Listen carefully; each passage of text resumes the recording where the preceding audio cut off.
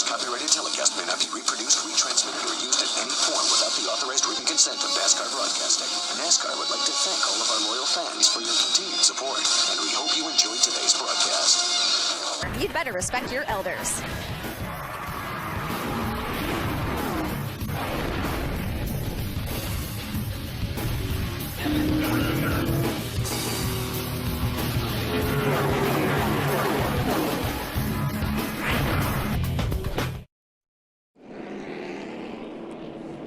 Welcome back. A lot of damage to the 77 of Justin Lofton. Our first caution just came out on the radio just moments ago. He said he spun me out going into 3. Yeah, Clay Rogers in the 92 truck was running behind Justin. That's going to be behind the wall stuff there, Phil. You can't just beat that out. Yeah, Justin was very, very good in practice. He was running in the 11th spot. Started back in the 8th position. Let's see if we can take a look at it. Oh, it's the 57. He actually cut down on Norm Benning in the 57. You see Clay Rogers getting by the 92. He was behind Justin, but the contact was with a lap truck of Norm Benning right there. Look at that thing crush into that outside wall. And you saw how high up the 57 of Norm Benning was. Could he have been coming into that turn a little too fast? I think Norm was way higher than I would have anticipated him to be, and so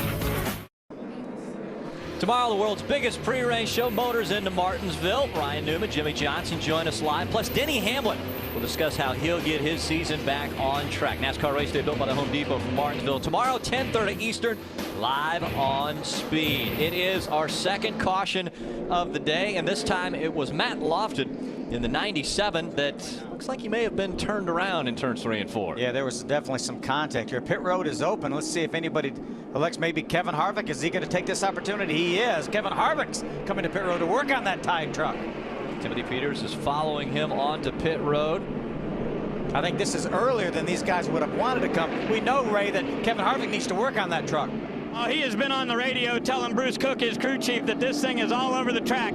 Really loose, and they had that. That Kevin Harvick was going to ride, try to run it out, maybe 100 laps. And around goes to 30 of Bodine at the hands of Kevin Harvick.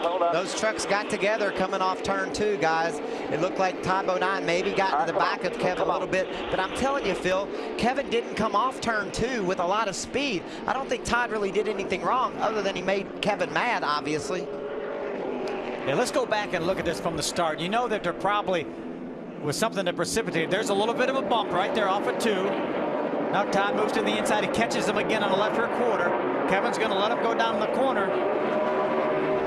And there was a little bump. And then I think Kevin might have got bumped from behind by Max Pappas. I don't think that was Kevin's intention. He tried to move him out of the way. He's going to lose that right rear in the long run, and we've got a spin. Looks like the number 10 of Chase Mattioli has gone around in the corner. And that'll bring out our 6th caution of the day. And guess what? That'll give Kevin Harvick one of those laps back. Huge break for that team. And he will be the only truck 1 lap down, so that's even better for him. Huge break for Kevin Harvick. Disappointment for Chase Mattioli. Let's take a look at how it happened. See Chase on the inside of Shane Sieg. They make a little bit of contact. Around Chase goes. Brendan Gaughan does a nice job avoiding Chase. Caleb Rourke, that 07 goes by. Works his way to the inside of Paludo to try to take over the 6th spot, and has it. Wasn't it fun listening to the confidence that Jason White had in that truck when he talked about it was great in the race, for race conditions to be great? He went out and qualified about last, but yet he's all the way up into the top 5, so he certainly knew what he was talking about. I mean, 34th out of 35, so you were right. It was about last. Oh, spin and turn number 4. We've got the 10 around of Chase Mattioli. He's on the bottom. Everybody able to get by Chase. So the 5th time the yellow flag has flown here at Martinsville.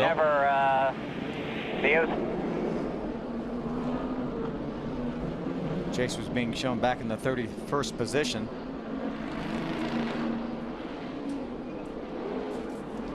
You know, with the way that everyone pits here, it's not a situation where you know everyone's going to pit in front of you if you're Kevin Harvick. Everyone's going to pit in front of you because you could do the wave around. You don't know that because everyone's on such a different strategy here. I don't think you'll ever get a wave around. One of the situations that Kevin Harvick could have happened, the way our scoring monitor shows right now, we've got Rourke. Speed's coverage of the NASCAR Camping World Truck Series on Speed is brought to you by Just for Men Mustache and Beard. Keep your edge. Brought to you in high definition by Funai. Funai, fun and innovative. Experience more at FunaiAmerica.com. And by AT&T. Seventh caution of the day has just come out at Martinsville Speedway. One involved is James Busher, but that's not the end of it. There are quite a few involved in this one. Look how much damage done to that Wolfpack rental truck. Well, and the same for Jeffrey Earnhardt. Look at that thing. It's tore all to pieces. Man, oh, man. We saw Justin Johnson in that wreck as well, along with Miguel Paludo. Yeah, the 8s also. Or excuse me, that was Nelson Piquet Jr. You see, that's Jeffrey Earnhardt climbing out of the #1 fuel doctor. Jeffrey had a good run going, ran up in the top 10 for a good part of this race. Safety crews taking care of the drivers and trucks. Take another look, or a look, at what just took place. Just another chain reaction deal. Both these. Well, somebody had to come from a long way back to get in that wreck, it appears, Phil. Yeah, we haven't even seen the 31 yet, or the 1 of Jeffrey Earnhardt. Matt Crafton getting into the left rear quarter. Brad Sweet turning him around. I love that super slow motion shot. Sweet slides up the racetrack, blocks the track, and then problems happen behind him as well. I think this might happen at the other end.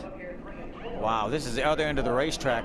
Battling for space, James Busher was trying to get to the inside of Jeffrey Earnhardt, going down in the corner. Wow, look at that That's the very thing. fastest part of the racetrack when these guys got together. And you could see Jeffrey Earnhardt was attempting to spin that truck around.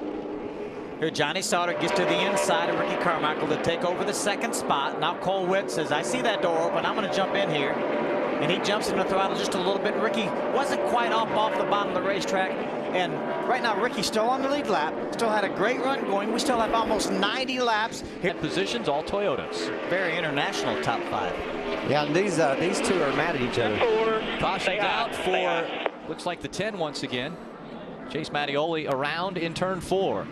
Tough day for that kid. Rough day for Chase. Good break though for Kevin Harvick. He got by a few trucks. Now he's in the 17th position.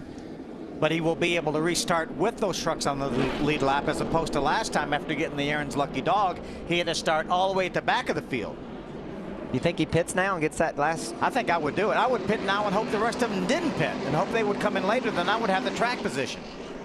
Looks like they've got pitting on their mind, Phil. Yeah, they're going to hit that commitment line there. To the left, here comes Kyle. Going to get in the last 50 laps. So at some point, pretty soon, I think people like Johnny Sauter, Kyle Busch, they will feel a bit of a sense of urgency that I need to make something happen here. You see, Johnny Sauter's going to make something happen right now. He gets in the left rear quarter of Cole Witt. Takes that position away from Cole Witt. So Sauter moves up to 4th, and we've got a spin on the track. Dusty Davis around in the 15. Got spun out. Dusty just on the outside of the top 10, trying to get that 10th spot away from Todd Bodine. Looks like some pretty good damage there to the left rear. Solid run for Dusty, up in top 10 early, and just 18 years old from Las Vegas, Nevada. Make it a little harder. Make them stop. You have to. There's Todd. That's who he was battling with for the 10th spot.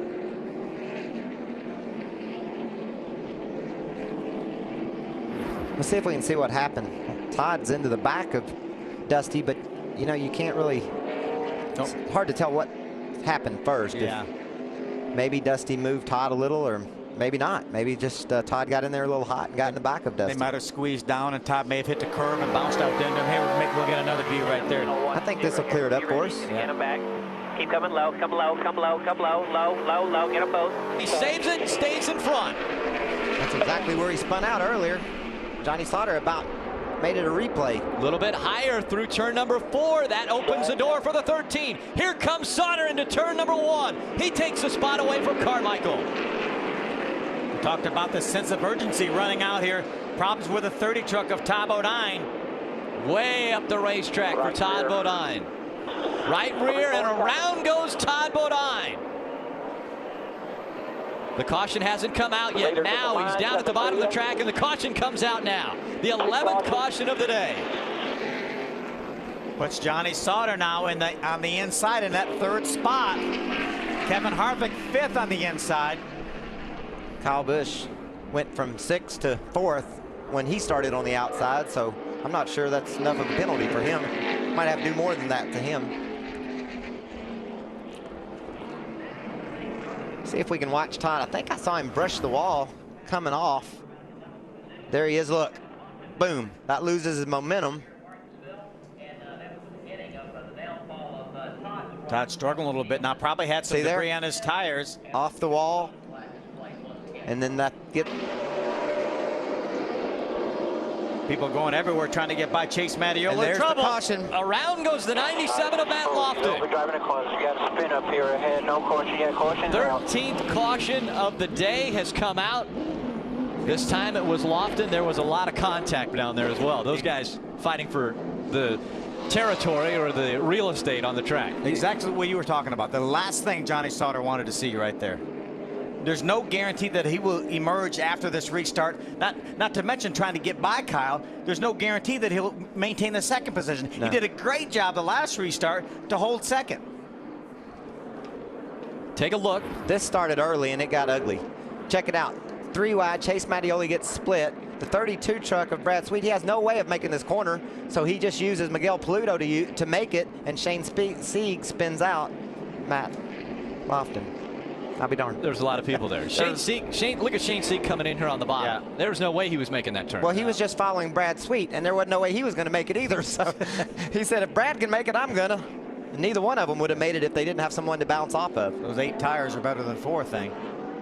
Look, he had to go past Mattioli over the curb in order to get to the 97 truck and wreck him. And that's after Brad Sweet missed the corner and had took to out run Miguel Paludo up to the outside wall.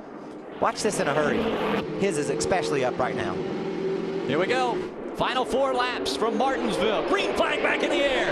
A great restart for Kyle Busch in the 18. Johnny Sauter is going to try to move down.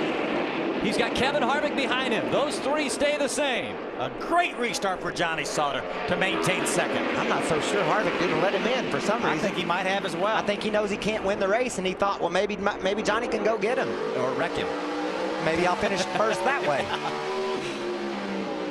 And now Kevin's going to let Ron Hornaday go by on the outside, his teammate. Final 3 laps.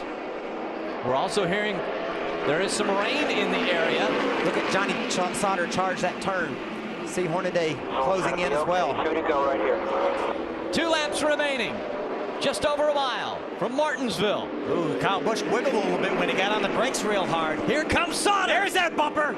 Side by side down the backstretch. Here comes Sauter. He's got the preferred line as they go to 3. Outside, still up there, outside, still there, still there. Door to door as they come out of turn number 4. White flag in the air. 1 to go from Martinsville. Johnny Sauter has the lead. Kyle Busch running second. Hornaday is third. Harvick is fourth. Down the backstretch. The final 2 turns. Into 3.